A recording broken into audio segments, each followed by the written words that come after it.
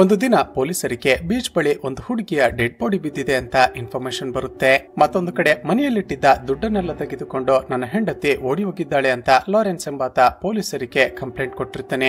ಈ ಎರಡು ಕೇಸ್ಗಳನ್ನ ಪ್ಯಾರಲಲ್ ಆಗಿ ಇನ್ವೆಸ್ಟಿಗೇಷನ್ ಮಾಡ್ತಾ ಹೋದ ಆಫೀಸರ್ ಕಾರ್ತಿಕ್ ಹಾಗೂ ನಮಗೂ ಕೂಡ ಹಲವಾರು ಶಾಕಿಂಗ್ ಟ್ವಿಸ್ಟ್ ಗಳು ರಿವೀಲ್ ಆಗೋದಕ್ಕೆ ಶುರುವಾಗುತ್ತವೆ. ಅಷ್ಟಕ್ಕೂ ಪೊಲೀಸರಿಗೆ ಬೀಚ್ ಬಳಿ ಸಿಕ್ಕಿರುವ ಆ ಡೆಡ್ ಬಾಡಿ ಯಾರದ್ದು, ಮನೆಯಲ್ಲಿಟ್ಟಿದ್ದ ದುಡ್ಡನ್ನ ತೆಗೆದುಕೊಂಡು ಓಡಿ ಹೋಗಿದ್ದ ಆ ಮಹಿಳೆಗೂ ಹಾಗೂ ಆ ಡೆಡ್ ಬಾಡಿಗೆ ಏನಾದ್ರೂ ಲಿಂಕ್ ಇದೆಯಾ, ಹಾಗೂ ಕ್ಲೈಮ್ಯಾಕ್ಸ್ ನಲ್ಲಿ ರಿವೀಲ್ ಆಗುವ ನೀವು 100% ಗೆಸ್ ಕೂಡ ಮಾಡೋದಕ್ಕೆ ಸಾಧ್ಯವಿರದ ಟ್ವಿಸ್ಟ್ ಆದ್ರೂ ಏನೆಂಬುದನ್ನ ಈ ವಿಡಿಯೋದಲ್ಲಿ ನೋಡ್ತಾ ಹೋಗೋಣ.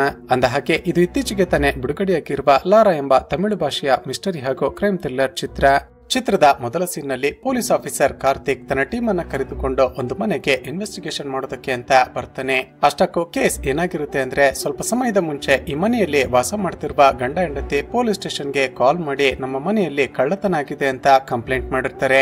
ಅವರಿಬ್ಬರ ಸ್ಟೇಟ್ಮೆಂಟ್ ಅನ್ನ ಪಡೆದುಕೊಂಡ ನಂತರ ಕಾರ್ತಿಕ್ ಮನೆಯನ್ನೆಲ್ಲ ಸುತ್ತಾಡಿ ಸೂಕ್ಷ್ಮವಾಗಿ ಗಮನಿಸಿದಾಗ ಒಂದಷ್ಟು ವಿಷಯಗಳು ಕಣ್ಣಿಗೆ ಬೀಳುತ್ತವೆ. ಅವೇನಂದ್ರೆ, ಮನೆಯ ಕಿಟಕಿಯ ಗಾಜುಗಳು ಒಡೆದಿವೆ ಹಾಗೂ ಮನೆಯ ಬೀರುವಿನ ಬಾಗಿಲನ್ನ ಕೂಡ ಮುರಿಯಲಾಗಿದೆ. ನಂತರ ಮನೆಯಿಂದ ಹೊರಗಡೆ ಬಂದು ಪೊಲೀಸರಿಗೆ ಕಾಲ್ ಮಾಡಿ ಕಂಪ್ಲೇಂಟ್ ಕೊಟ್ಟಿದ್ದ ಆ ವ್ಯಕ್ತಿಯನ್ನ ಹೊರಗಡೆ ಕರೆದು ನಿನ್ನ ಮನೆಯಿಂದ ಎಷ್ಟು ಬಂಗಾರ ಕಳ್ಳತನ ಆಗಿದೆ ಅಂತ ಕೇಳ್ತಾನೆ. ಅದಕ್ಕೆ ಆತ ಲೆಕ್ಕ ಹಾಕಿ ಸುಮಾರು 100 ಗ್ರಾಂ ಕಳ್ಳತನ ಆಗಿದೆ ಸರ್ ಅಂತ ಹೇಳ್ತಾನೆ. ಕಾರ್ತಿಕ್ ನಗುತ್ತಾ, ನಿಮ್ಮ ಮನೆಗೆ ಬೇರೆ ಯಾರೋ ಬಂದು ಕಳ್ಳತನ ಮಾಡಿಲ್ಲ, ನಿನ್ನ ಹೆಂಡತಿನೇ ನಿಮ್ಮ ಮನೆಯಲ್ಲಿದ್ದ ಬಂಗಾರವನ್ನ ಅಡ ಇಟ್ಟಿದ್ದಾಳೆ. ನಿನ್ನ ಹೆಂಡತಿಯನ್ನ ಕೂರಿಸಿಕೊಂಡು ಸಮಾಧಾನವಾಗಿ ವಿಚಾರಿಸೋ, ಬಂಗಾರ ಎಲ್ಲಿದೆ ಅಂತ ಆಕೆನೆ ನಿನ್ಗೆ ಹೇಳ್ತಾಳೆ ಅಂತ ಹೇಳ್ತಾ ತನ್ನ ಟೀಮ್ ಅನ್ನ ಕರೆದುಕೊಂಡು ವಾಪಸ್ ಪೊಲೀಸ್ ಸ್ಟೇಷನ್ಗೆ ಹೊರಡ್ತಾನೆ. ಕಾರ್ತಿಕ್ ಇಷ್ಟು ಈಸಿಯಾಗಿ ಈ ಕೇಸನ್ನ ಸಾಲ್ವ್ ಮಾಡಿದ್ದನ್ನ ನೋಡಿದ ಸಬ್ ಇನ್ಸ್ಪೆಕ್ಟರ್ ಆಲ್ಬರ್ಟ್, ಸರ್ ಅದೇಕೆ ಇಷ್ಟು ಈಸಿಯಾಗಿ ಈ ಕೇಸನ್ನ ಸಾಲ್ವ್ ಮಾಡಿಬಿಟ್ರಿ, ಅಷ್ಟಕ್ಕೂ ನಿಮ್ಗೆ ಗೊತ್ತಾಯ್ತು ಆ ವ್ಯಕ್ತಿಯ ಹೆಂಡತಿನೇ ಕಳ್ಳತನ ಮಾಡಿದ್ದಾಳೆ ಅಂತ. ಕಾರ್ತಿಕ್ ನಗುತ್ತಾ, ನಾನು ಮನೆಗೆ ಹೋಗಿದ್ದಾಗ ಒಂದಷ್ಟು ವಿಷಯಗಳನ್ನ ಅಬ್ಸರ್ವ್ ಮಾಡಿದೆ. ಕಳ್ಳತನ ಮಾಡೋದಕ್ಕೆ ಅಂತ ಬರುವ ಕಳ್ಳ ಕಿಟಕಿಯನ್ನ ಹೊಡೆದ್ರೆ ಗಾಜಿನ ಪೀಸ್ಗಳು ಮನೆಯ ಒಳಗಡೆ ತಾನೇ ಬೀಳ್ಬೇಕು, ಆದ್ರೆ ಆ ಮನೆಯ ಕಿಟಕಿಯ ಗಾಜಿನ ಪೀಸ್ಗಳು ಹೊರಗಡೆ ಬಿದ್ದಿದ್ವು. ಇದರರ್ಥ ಮನೆಯ ಕಿಟಕಿಯ ಗಾಜುಗಳನ್ನ ಒಳಗಡೆಯಿಂದ ಯಾರೋ ಹೊಡೆದಿದ್ರು ಅಂತ ಗೊತ್ತಾಯ್ತು. ನಂತರ ಕಿಚನ್ ಗೆ ಹೋಗಿ ಚೆಕ್ ಮಾಡ್ತಿದ್ದಾಗ ಅಲ್ಲಿದ್ದ ಡಸ್ಟ್ ಬಿನ್ ಒಳಗಡೆ ಒಂದು ಚೀಟಿ ಸಿಕ್ತು. ಅದೇನು ಅಂತ ನೋಡಿದಾಗ ಆ ವ್ಯಕ್ತಿ ಎಷ್ಟು ಗ್ರಾಂ ಬಂಗಾರ ಕಳ್ಳತನ ಆಗಿದೆ ಅಂತ ಹೇಳಿದ್ನೋ ಅಷ್ಟೇ ಗ್ರಾಂ ಬಂಗಾರವನ್ನ ಇಲ್ಲೇ ಲೋಕಲ್ ಗಿರವಿ ಅಂಗಡಿಯಲ್ಲಿ ಅಡ ಇಟ್ಟಿರೋದಕ್ಕೆ ಕೊಟ್ಟಿದ್ದ ರೆಸಿಪ್ಟ್ ಆಗಿತ್ತು.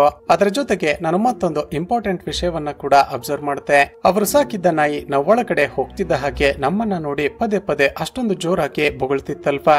ಅವರೇ ಹೇಳ್ತಿರೋ ಪ್ರಕಾರ ನೆನ್ನೆ ರಾತ್ರಿ ಕಳ್ಳತನ ಆಗಿದೆ ಅನ್ನೋದಾದ್ರೆ ಕಳ್ಳ ಮನೆಗೆ ಎಂಟರ್ ಆಗುವಾಗ ಆ ನಾಯಿ ಜೋರಾಗಿ ಬೊಗಳೆ ಮನೆಯವರಿಗೆಲ್ಲ ಎಚ್ಚರವಾಗ್ಬೇಕಿತ್ತಲ್ವಾ. ವಿಚಾರಿಸಿದಾಗ ನೆನ್ನೆ ರಾತ್ರಿ ನಾಯಿ ಬೊಗಳೆ ಇಲ್ಲ ಅಂತ ಹೇಳ್ದ. ಇದರರ್ಥ ಕಳ್ಳತನವನ್ನ ಆ ಮನೆಯಲ್ಲಿರುವ ಇಬ್ಬರಲ್ಲಿ ಯಾರೋ ಒಬ್ರು ಮಾಡಿದ್ದಾರೆ ಅಂತ ನನಗೆ ಕನ್ಫರ್ಮ್ ಆಯ್ತು ಅಂತ ಹೇಳ್ತಾನೆ. ಇಲ್ಲಿಗೆ ಸೀನ್ ಕಟ್ ಆಗಿ ನಂತರದ ಸೀನ್ ನಲ್ಲಿ ಲೋಕಲ್ ಕಾರ್ಪೊರೇಟ್ ಬಳಿ ಡ್ರೈವರ್ ಆಗಿ ಕೆಲಸ ಮಾಡ್ತಿದ್ದ ಲಾರೆನ್ಸ್ ಎಂಬಾತ ಪೊಲೀಸ್ ಸ್ಟೇಷನ್ ಗೆ ಬರ್ತಾನೆ. ಸರ್, ನನ್ನ ಹೆಂಡತಿ ಮನೆಯಲ್ಲಿದ್ದ ದುಡ್ಡನ್ನ ತೆಗೆದುಕೊಂಡು ಓಡಿ ಹೋಗಿದ್ದಾಳೆ ಅಂತ ಕಂಪ್ಲೇಂಟ್ ಕೊಟ್ಟು ಸುಮಾರು ದಿನ ಆಯ್ತು.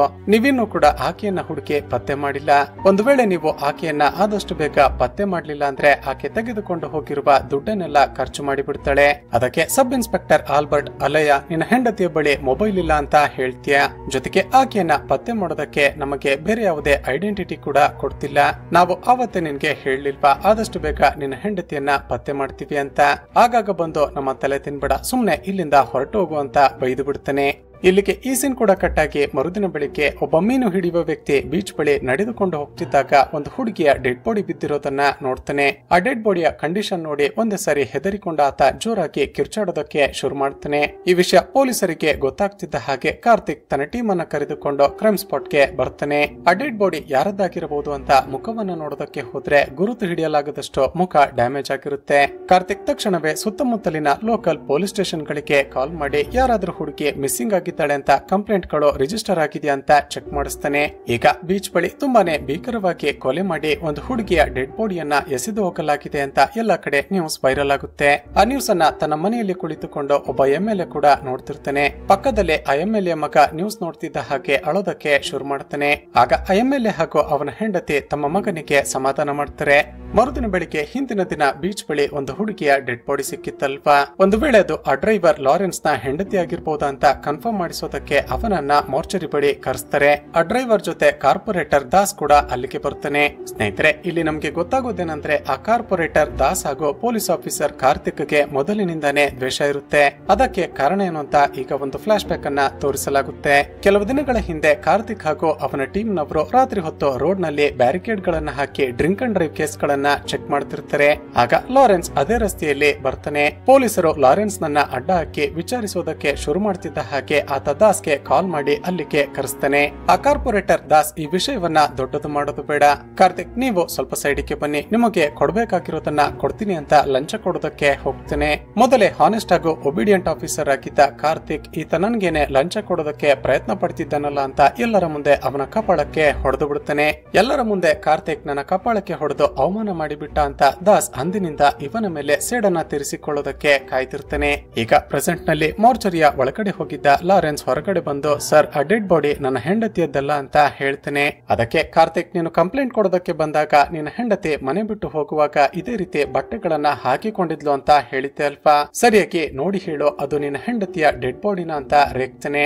ಯಾವುದೋ ಒಂದು ಅನಾಥ ಹೆಣವನ್ನ ತೋರಿಸಿ ಅದು ನನ್ನ ಡ್ರೈವರ್ ನ ಹೆಂಡತಿಯ ಡೆಡ್ ಬಾಡಿನ ಅಂತ ಹೇಳಿ ಈ ಕೇಸನ್ನ ಕ್ಲೋಸ್ ಮಾಡೋದಕ್ಕೆ ಪ್ರಯತ್ನ ಪಡ್ತಿದ್ದೀರಾ, ತಡೀರಿ ನಿಮ್ಗೆಲ್ಲ ಹೇಗೆ ಬುದ್ಧಿ ಕಲಿಸ್ಬೇಕು ಅಂತ ಗೊತ್ತು ಅಂತ ಹೇಳ್ತಾ MLA ರಾಜನ್ಗೆ ಕಾಲ್ ಮಾಡಿ ನಡೆದದ್ದನ್ನೆಲ್ಲ ಎಕ್ಸ್ಪ್ಲೇನ್ ಮಾಡ್ತೇನೆ. ಅದಕ್ಕೆ ರಾಜನ್ ದಾಸ್ ಆ ಪೊಲೀಸ್ ಆಫೀಸರ್ ಕಾರ್ತಿಕ್ ಬಗ್ಗೆ ನನ್ಗೂ ಕೂಡ ಗೊತ್ತಿದೆ, ಆತ ಒಬ್ಬ ಹಾನೆಸ್ಟ್ ಹಾಗೂ ಒಬಿಡಿಯಂಟ್ ಪೊಲೀಸ್ ಆಫೀಸರ್, ನಿಮ್ಮಿಬ್ಬರ ಮಧ್ಯ ಯಾವುದೋ ಕಾರಣಕ್ಕೆ ಜಗಳ ಆಗಿ ದ್ವೇಷ ಇದೆ ಅನ್ನೋದು ಕೂಡ ಗೊತ್ತಿದೆ, ಸುಮ್ಮನೆ ಇಂತ ಸಣ್ಣ ಪುಟ್ಟ ವಿಷಯಗಳಿಗೆ ನನ್ನನ್ನ ಡ್ರ್ಯಾಗ್ ಮಾಡಬೇಡ, ಪೊಲೀಸರು ಅವರ ಕೆಲಸವನ್ನ ಮಾಡ್ತಾರೆ ಅಂತ ಹೇಳ್ತಾ ಕಾಲ್ ಅನ್ನ ಕಟ್ ಮಾಡಿಬಿಡ್ತಾನೆ. ಇಲ್ಲಿಗೆ ಸೀನ್ ಕಟ್ ಹಾಕಿ ನಂತರದ ಸೀನ್ ಅಲ್ಲಿ ಕಾರ್ತಿಕ್ ಹಾಗೂ ಸಬ್ ಇನ್ಸ್ಪೆಕ್ಟರ್ ಆಲ್ಬರ್ಟ್ ಆ ಡೆಡ್ ಬಾಡಿಯ ಪೋಸ್ಟ್ ಮಾರ್ಟಮ್ ರಿಪೋರ್ಟ್ ಅನ್ನ ಕಲೆಕ್ಟ್ ಮಾಡಿಕೊಳ್ಳೋದಕ್ಕೆ ಅಂತ ಹೋಗ್ತಾರೆ. ಆಗ ಆ ಡಾಕ್ಟರ್ ಹೇಳೋದೇನೆಂದ್ರೆ ಸರ್ ಆ ಹುಡುಗಿಯ ಡೆಡ್ ಬಾಡಿ ಆಲ್ಮೋಸ್ಟ್ ಡಿಕಂಪೋಸ್ ಆಗಿ ಹೋಗಿದೆ, ಬಾಡಿಯನ್ನ ಪೋಸ್ಟ್ ಮಾರ್ಟಮ್ ಮಾಡೋದಕ್ಕೆ ನನಗೆ ತುಂಬಾನೇ ಕಷ್ಟ ಆಯ್ತು, ಆದ್ರೆ ನಾನು ಅಬ್ಸರ್ವ್ ಮಾಡಿರುವ ಪ್ರಕಾರ ಆ ಹುಡುಗಿ ತುಂಬಾನೇ ಎತ್ತರದ ಜಾಗದಿಂದ ಕೆಳಗಡೆ ಬಿದ್ದಿದ್ದಾಳೆ ಅನ್ಸುತ್ತೆ, ಅಥವಾ ಯಾರೋ ಬೇಕಂತಲೇ ಎತ್ತರದಿಂದ ಆಕೆಯನ್ನ ಕೆಳಗಡೆ ಬೀಳಿಸಿ ಇದೊಂದು ಆತ್ಮಹತ್ಯೆ ಅನ್ನುವ ರೀತಿ ಪೋರ್ಟ್ರೇಟ್ ಮಾಡೋದಕ್ಕೆ ಪ್ರಯತ್ನ ಪಡ್ತಿರ್ಬಹುದು. ಎತ್ತರದಿಂದ ಕೆಳಗಡೆ ಬಿದ್ದಿರುವ ಕಾರಣ ಆಕೆ ತಲೆಗೆ ಬಲವಾಗಿ ಪೆಟ್ಟಾಗಿದೆ, ಜೊತೆಗೆ ಡೆಡ್ ಬಾಡಿ ರಾತ್ರಿಯೆಲ್ಲ ಸಮುದ್ರದಲ್ಲೇ ಬಿದ್ದಿದ್ದ ಕಾರಣ ಸಮುದ್ರದ ಮೀನುಗಳು ಆಕೆ ಡೆಡ್ ಬಾಡಿಯನ್ನು ತಿಂದು 70% ಡ್ಯಾಮೇಜ್ ಆಗಿ ಹೋಗಿದೆ. ಆ ಹುಡುಗಿ ಮೇಲೆ ಅತ್ಯಾಚಾರ ಏನಾದ್ರೂ ಆಗಿದೆ ಅಂತ ಚೆಕ್ ಮಾಡಿದಾಗ ಹಾಗೇನು ಕೂಡ ಆಗಿಲ್ಲ, ಜೊತೆಗೆ ಆಕೆ ಮೈ ಮೇಲೆ ಯಾವುದೇ ಫಿಸಿಕಲ್ ಅಟ್ಯಾಕ್ ಆಗಿರುವ ಗುರುತುಗಳು ಕೂಡ ಇಲ್ಲ ಸರ್ ಅಂತ ಹೇಳ್ತೇನೆ. ಆ ಹುಡುಗಿಯ ಸಾವಿನ ಹಿಂದೆ ಯಾರ್ದಾದ್ರೂ ಕೈವಾಡ ಇರಬಹುದು ಅಂತ ಆ ಬೀಚ್ ನ ಸುತ್ತಮುತ್ತಲಿನ ಏರಿಯಾಗಳಲ್ಲಿದ್ದ CCTV ಕ್ಯಾಮೆರಾಗಳನ್ನ ಚೆಕ್ ಮಾಡೋದಕ್ಕೆ ಶುರು ಮಾಡ್ತಾರೆ. ಆಗ ಆ ಹುಡುಗಿಯ ಡೆಡ್ ಬಾಡಿ ಸಿಕ್ಕಿದ್ದ ಹಿಂದಿನ ದಿನ ರಾತ್ರಿ ಇಬ್ಬರು ಹುಡುಗರು ಒಬ್ಬಳು ಹುಡುಗಿಯನ್ನ ಚೇಸ್ ಮಾಡ್ತಾ ಹೋಗ್ತಿರೋದು ರೆಕಾರ್ಡ್ ಆಗಿರುತ್ತೆ. ಆ CCTV ಫುಟೇಜ್ ಅನ್ನ ನೋಡ್ತಿದ್ದ ಒಬ್ಬ ಕಾನ್ಸ್ಟೇಬಲ್ ಸರ್ ಆ ಇಬ್ಬರು ಹುಡುಗರಲ್ಲಿ ಒಬ್ಬ ನನ್ಗೆ ಗೊತ್ತು, ಆತ ಇತ್ತೀಚೆಗೆ ತಾನೆ ಪಾಸ್ಪೋರ್ಟ್ ವೆರಿಫಿಕೇಶನ್ ಗೆ ಅಂತ ನಮ್ಮ ಪೊಲೀಸ್ ಸ್ಟೇಷನ್ ಗೆ ಬಂದಿದ್ದ ಅಂತ ಅವನ ಡೀಟೇಲ್ಸ್ ಗಳನ್ನ ಕೊಡ್ತಾನೆ. ಪೊಲೀಸರು ತಕ್ಷಣ ಆ ಇಬ್ಬರು ಹುಡುಗರನ್ನ ಪತ್ತೆ ಮಾಡೋದಕ್ಕೆ ಪ್ರಯತ್ನ ಪಟ್ಟಾಗ ಇಬ್ಬರಲ್ಲಿ ದಿನೇಶ್ ಎಂಬಾತ ಮಾತ್ರ ಪೊಲೀಸರಿಗೆ ಸಿಕ್ಕಿ ಹಾಕಿಕೊಳ್ತಾನೆ. ಅವನನ್ನ ಪೊಲೀಸ್ ಸ್ಟೇಷನ್ಗೆ ಎಳೆದುಕೊಂಡು ಬರ್ತಾರೆ. ಒಬ್ಬಳು ಹುಡುಗಿಯನ್ನ ಅಷ್ಟೊಂದು ಭೀಕರವಾಗಿ ಕೊಲೆ ಮಾಡಿ ಆರಾಮಾಗಿ ಸುತ್ತಾಡಿಕೊಂಡಿದ್ಯಾ, ಹೇಳು ಆ ಹುಡುಗಿಯನ್ನ ಯಾಕೆ ಕೊಲೆ ಮಾಡಿದ್ರಿ ಅಂತ ಕೇಳ್ತೇನೆ. ಕಾರ್ತಿಕ್ ನ ಮಾತುಗಳನ್ನ ಕೇಳಿದ ದಿನೇಶ್ಗೆ ಒಂದೇ ಸರಿ ಶಾಕ್ ಆಗಿ ಹೋಗುತ್ತೆ. ಸರ್ ಯಾವ ಹುಡುಗಿ ಯಾವ ಕೊಲೆ, ಅಷ್ಟಕ್ಕೂ ನೀವು ಯಾರ ಬಗ್ಗೆ ಹೇಳ್ತಿದ್ದೀರಾ ಅಂತಾನೆ ಗೊತ್ತಾಗ್ತಿಲ್ಲ ಅಂತ ಹೇಳ್ತೇನೆ. ಆಲ್ಬರ್ಟ್ಗೆ ಕೋಪ ಬಂದು ದಿನೇಶ್ಗೆ ಸರಿಯಾಗಿ ಹೊಡಿತಾನೆ. CCTV ಕ್ಯಾಮೆರಾದ ಫುಟೇಜ್ ಅನ್ನ ತೋರಿಸಿ ಮತ್ತಷ್ಟು ಹೊಡೆದು ವಿಚಾರಿಸಿದಾಗ ದಿನೇಶ್ ಒಂದು ಫ್ಲಾಶ್ ಬ್ಯಾಕ್ ಹೇಳೋದಕ್ಕೆ ಶುರು ಮಾಡ್ತಾನೆ. ಸ್ನೇಹಿತರೆ, ಒಂದು ದಿನ ರಾತ್ರಿ ಈ ದಿನೇಶ್ ಹಾಗೂ ಇವನ ಫ್ರೆಂಡ್ ಸತ್ಯ ಇಬ್ಬರು ಒಂದು ಬಾರ್ ನಲ್ಲಿ ಡ್ರಿಂಕ್ಸ್ ಮಾಡ್ತಾ ಪಾರ್ಟಿ ಮಾಡ್ತಿರ್ತಾರೆ. ಅಷ್ಟಕ್ಕೂ ಇವರಿಬ್ಬರ ಪ್ಲಾನ್ ಏನಾಗಿರುತ್ತೆ ಅಂದ್ರೆ ಇಲ್ಲಿ ಎಷ್ಟೇ ದುಡಿದ್ರು ಕೂಡ ಕೈ ತುಂಬಾ ಸಂಬಳ ಬರೋದಿಲ್ಲ, ಸುಮ್ಮನೆ ಪಾಸ್ಪೋರ್ಟ್ ಮಾಡಿಸಿಕೊಂಡು ಸಿಂಗಾಪುರ್ಗೆ ಹೋಗಿ ಅಲ್ಲಿ ಯಾವುದಾದ್ರೂ ಕೆಲಸ ಮಾಡಿ ಹಣ ಸಂಪಾದನೆ ಮಾಡಿ ಜೀವನದಲ್ಲಿ ಸೆಟಲ್ ಆಗ್ಬೇಕು ಅಂತ ಅಂದುಕೊಂಡಿರ್ತಾರೆ. ಅದಕ್ಕೆ ಅಂತಾನೆ ಇಬ್ಬರು ಪಾಸ್ಪೋರ್ಟ್ ಗೆ ಅಪ್ಲೈ ಮಾಡಿದಾಗ ಸತ್ಯಗೆ ಮೊದಲು ಪಾಸ್ಪೋರ್ಟ್ ಸಿಕ್ಕಿರುತ್ತೆ. ಅದೇ ಖುಷಿಗೆ ಇಬ್ಬರು ಪಾರ್ಟಿ ಮಾಡ್ತಿರ್ತಾರೆ. ಹೀಗೆ ಇಬ್ಬರು ಅತಿಯಾಗಿ ಕುಡಿದು ಟೈಟ್ ಆದ ನಂತರ ಒಂದು ರೆಡ್ ಲೈಟ್ ಏರಿಯಾಗೆ ಬಂದು ಒಬ್ಬಳು ಪ್ರಾಸ್ಟಿಟ್ಯೂಟ್ ಅನ್ನ ಪಿಕಪ್ ಮಾಡಿಕೊಳ್ತಾರೆ. ಆ ಹುಡುಗಿಯನ್ನ ಬೀಚ್ ಬಳಿ ಕರೆದುಕೊಂಡು ಬಂದು ತಾವು ಸೇದುತ್ತಿದ್ದ ಗಾಂಜಾವನ್ನ ಆಕೆಗೂ ಕೂಡ ಸೇದು ಅಂತ ಫೋರ್ಸ್ ಮಾಡ್ತಾರೆ. ಆಕೆಗೆ ಎಷ್ಟೇ ಫೋರ್ಸ್ ಮಾಡಿದ್ರು ಕೂಡ ಗಾಂಜಾ ಸೇದೋದಕ್ಕೆ ಒಪ್ಪಿಕೊಳ್ಳದೆ ಇದ್ದಾಗ ಇಬ್ಬರು ಸೇರಿ ಆಕೆ ಮೇಲೆ ಹಲ್ಲೆ ಮಾಡೋದಕ್ಕೆ ಪ್ರಯತ್ನ ಪಡ್ತಾರೆ. ಹೆದರಿಕೊಂಡ ಆ ಮಹಿಳೆ ಅಲ್ಲಿಂದ ತಪ್ಪಿಸಿಕೊಂಡು ಓಡೋದಕ್ಕೆ ಶುರು ಮಾಡ್ತಾಳೆ. ಸ್ವಲ್ಪ ದೂರ ಆಕೆಯನ್ನ ಚೇಸ್ ಮಾಡಿದ ಇವರಿಬ್ಬರು ಕೊನೆಗೆ ಆಕೆ ಹೋದ್ರೆ ಹೋಗ್ಲಿ, ನಾವು ಮತ್ತೊಬ್ಬಳು ಪ್ರಾಸ್ಟಿಟ್ಯೂಟ್ ಅನ್ನ ಕರೆದುಕೊಂಡು ಬರೋಣ ಅಂತ ಹೇಳಿ ಸುಮ್ಮನಾಗಿರ್ತಾರೆ.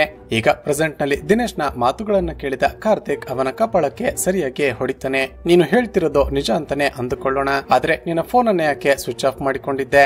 ಸರ್ ಸಿಂಗಾಪುರ್ಗೆ ಹೋಗ್ಬೇಕು ಅಂತ ನಾನು ಹಾಗೂ ಸತ್ಯ ಮೈ ತುಂಬಾ ಸಾಲ ಮಾಡಿಕೊಂಡಿದ್ದೀವಿ, ನಮಗೆ ಸಾಲ ಕೊಟ್ಟಿರೋರು ಪದೇ ಪದೇ ಕಾಲ್ ಮಾಡ್ತಿದ್ರು, ಬಂದಿದ್ರು. ಅವರನ್ನ ಅವಾಯ್ಡ್ ಮಾಡೋದಕ್ಕೆ ಅಂತಾನೆ ಇಬ್ಬರು ಮೊಬೈಲ್ ಫೋನ್ ಗಳನ್ನ ಸ್ವಿಚ್ ಆಫ್ ಮಾಡಿಕೊಂಡಿದ್ವಿ ಅಂತ ಹೇಳ್ತೇನೆ. ಅದಕ್ಕೆ ಕಾರ್ತಿಕ್, ಸರಿ ನಿನ್ನ ಫ್ರೆಂಡ್ ಸತ್ಯ ಈಗ ಎಲ್ಲಿದ್ದಾನೆ?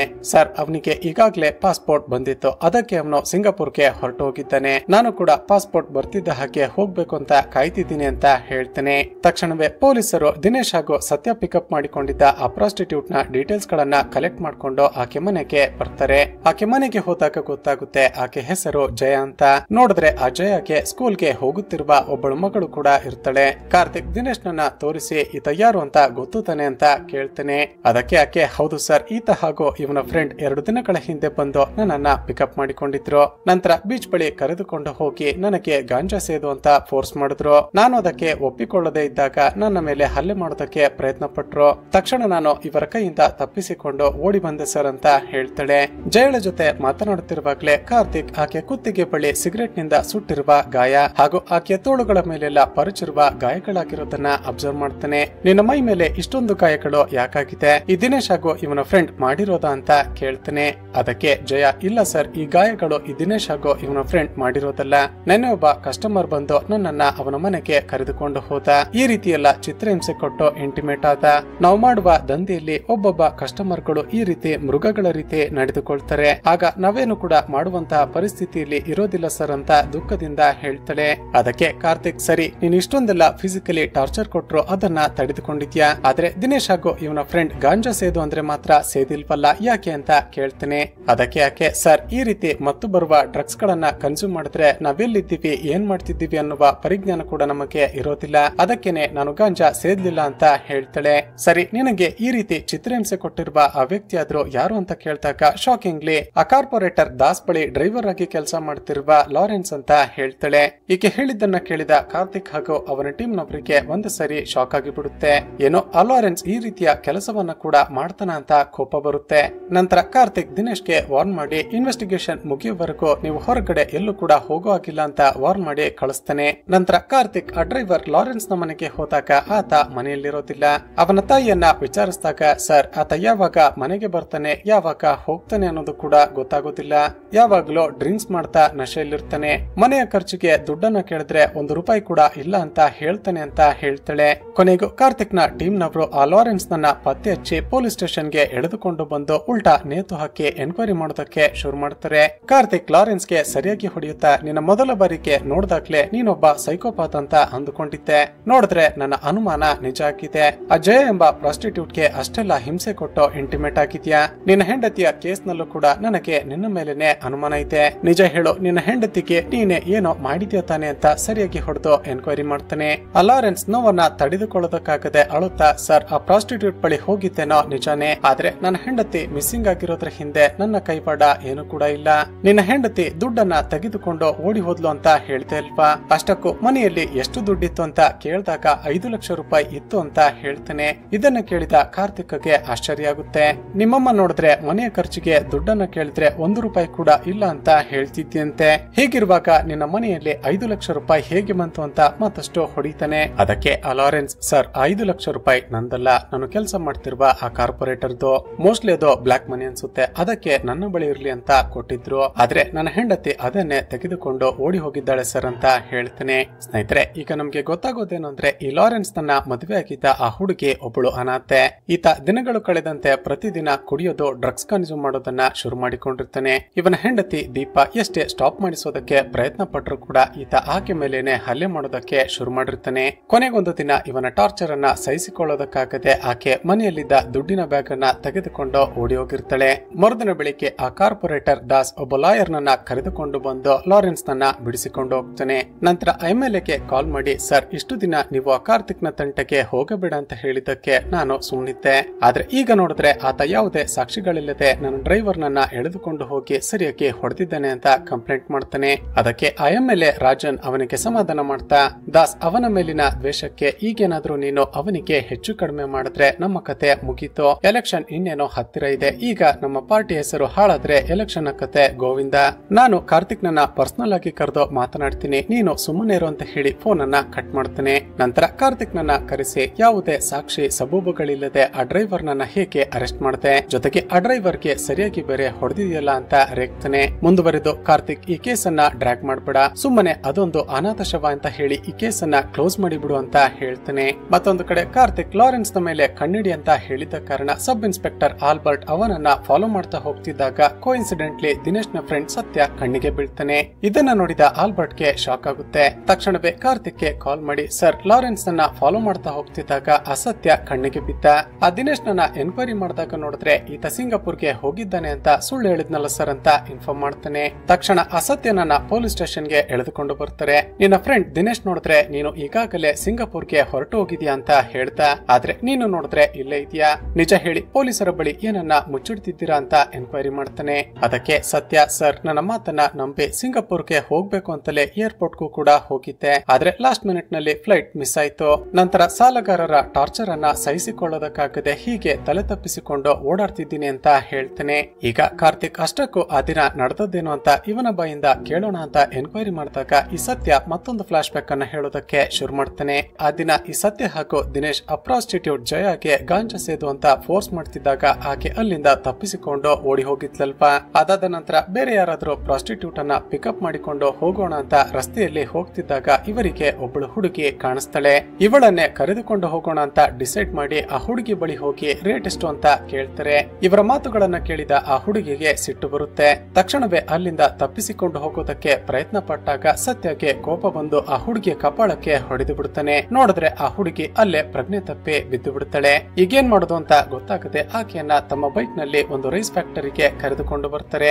ದಿನೇಶ್ಗೆ ಕೋಪ ಬಂದು, ಸತ್ಯ ನಿನ್ಗೇನಾದ್ರೂ ಬುದ್ಧಿ ಇದೆಯಾ, ನಾವು ಸಿಂಗಾಪುರ್ಗೆ ಹೋಗ್ಬೇಕು ಅಂತ ಪಾಸ್ಪೋರ್ಟ್ ಗೆ ಅಪ್ಲೈ ಮಾಡಿ ಕಾಯ್ತಿದ್ದೀವಿ, ಈಗೇನಾದ್ರೂ ನಮ್ಮ ಮೇಲೆ ಪೊಲೀಸ್ ಕಂಪ್ಲೇಂಟ್ ಹಾಕಿ ಕೇಸ್ ರಿಜಿಸ್ಟರ್ ಆದ್ರೆ ನಮ್ಮ ಕತೆ ಮುಗೀತು. ಆ ಹುಡುಗಿಗೆ ಪ್ರಜ್ಞೆ ಬರೋವರೆಗೂ ವೇಟ್ ಮಾಡಿ ಆಕೆಯನ್ನ ಸಮಾಧಾನ ಮಾಡಿ ಮನೆಗೆ ಕಳ್ಸೋಣ, ಅಲ್ಲಿವರೆಗೂ ನಾವಿಲ್ಲೇ ವೇಟ್ ಮಾಡ್ತಿರೋಣ ಅಂತ ಕೂರ್ತಾರೆ.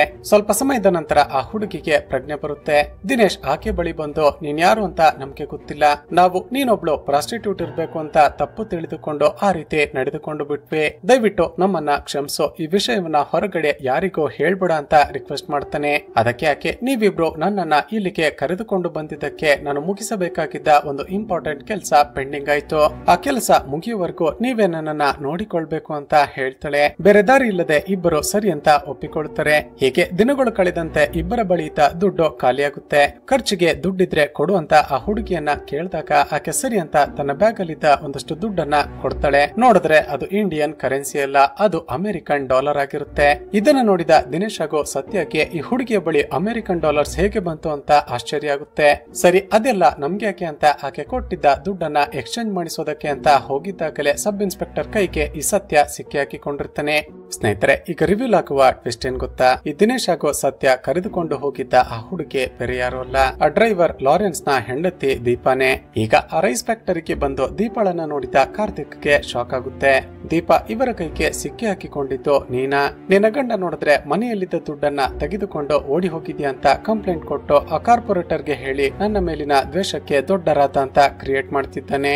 ನಡಿ ನಡಿ ನಿನ್ನನ್ನ ನಿನ್ನ ಗಂಡನಿಗೆ ಹ್ಯಾಂಡ್ ಓವರ್ ಮಾಡ್ತೀನಿ ಅಂತ ಹೇಳ್ತಾನೆ. ಅದಕ್ಕೆ ದೀಪಾ ಅಳುತ್ತಾ, ಸರ್ ನಿಮಗೆ ಕೈ ಮುಗಿದು ಬೇಡಿಕೊಳ್ತೀನಿ, ಬೇಕಂದ್ರೆ ನನಗೆ ವಿಷ ಕೊಟ್ಟು ಸಾಯಿಸಿ ಬಿಡಿ, ಆದ್ರೆ ನನ್ನನ್ನ ಮಾತ್ರ ಕರೆದುಕೊಂಡು ಹೋಗಿ ನನ್ನ ಗಂಡನ ಬಳಿ ಬಿಡಬೇಡಿ, ನನ್ನ ಗಂಡ ಎಂತ ಸೈಕೋಪಾತ್ ಅಂತ ನಿಮಗೆ ಗೊತ್ತಿಲ್ಲ ಸರ್ ಅಂತ ಹೇಳ್ತಾ ಒಂದು ಫ್ಲಾಶ್ ಬ್ಯಾಕ್ ಹೇಳೋದಕ್ಕೆ ಶುರು ಮಾಡ್ತಾಳೆ. ಸ್ನೇಹಿತರೆ, ಈಗ ರಿವೀಲ್ ಆಗುವ ಒಂದು ಶಾಕಿಂಗ್ ವಿಷಯ ಏನ್ ಗೊತ್ತಾ, ಈ ದೀಪಾಳ ಗಂಡ ಲಾರೆನ್ಸ್ ದುಡ್ಡಿನ ಆಸೆಗೆ ಆ ಕಾರ್ಪೊರೇಟರ್ ಈ ದೀಪಾಳ ಮೇಲೆ ಅತ್ಯಾಚಾರ ಮಾಡಿದ್ರು ಕೂಡ ಸುಮ್ಮನೆ ಇರ್ತಾನೆ. ಒಂದೊಂದು ಸಾರಿ ಆ ಕಾರ್ಪೊರೇಟರ್ ಹಾಗೂ ಈಕೆ ಗಂಡ ಇಬ್ಬರು ಸೇರಿನೇ ಈಕೆಯ ಮೇಲೆ ಅತ್ಯಾಚಾರ ಮಾಡ್ತಿರ್ತಾರೆ. ಇವರಿಬ್ಬರು ಮಾಡ್ತಿದ್ದ ಕೆಲಸಕ್ಕೆ ದುಡ್ಡಿನ ಆಸೆಗೆ ಲಾರೆನ್ಸ್ ನ ತಾಯಿ ಕೂಡ ಸಹಾಯ ಮಾಡ್ತಿರ್ತಾಳೆ. ಹೀಗೆ ದಿನಗಳು ಕಳೆದಂತೆ ತನ್ನ ಗಂಡ ಹಾಗೂ ಅದಾಸ್ ನ ಚಿತ್ರಹಿಂಸೆ ತಡೆದುಕೊಳ್ಳೋದಕ್ಕೆ ಸಾಧ್ಯವಾಗದೆ ದೀಪಾ ಮನೆಯಲ್ಲಿದ್ದ ಆ ದುಡ್ಡಿನ ಬ್ಯಾಗ್ ಅನ್ನ ತೆಗೆದುಕೊಂಡು ಓಡಿ ಬಂದಿರ್ತಾಳೆ.